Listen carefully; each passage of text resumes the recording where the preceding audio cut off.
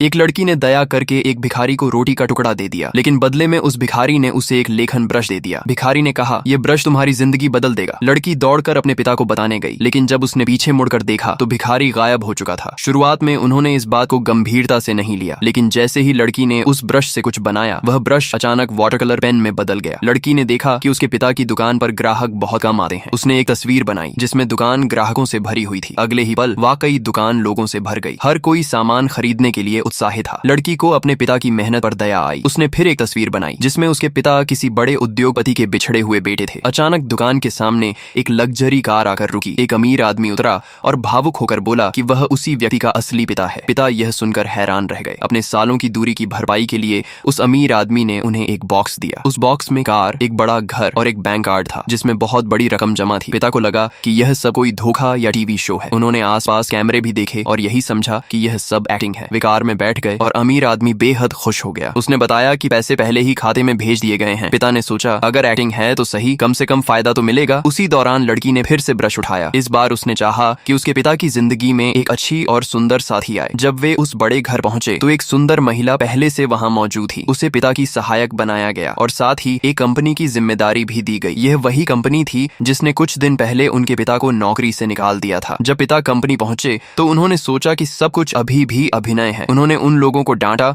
जिन्होंने कभी उनका अपमान किया था। लोगों ने इसे उनकी अच्छी एक्टिंग समझा। तभी सहायक ने आकर घोषणा की, अब से यही इस कंपनी के नए जनरल डायरेक्टर हैं। मैनेजर को यकीन नहीं हुआ और उसने गार्ड बुलाने का आदेश दे दिया। एक कर्मचारी गुस्से में हाथ में बोतल लेकर आगे बढ़ा, लेकिन उसी वक्त दूर कहीं लड़की ने अपने ब्रश से अपने पिता को सुपर हीरो बना दिया था।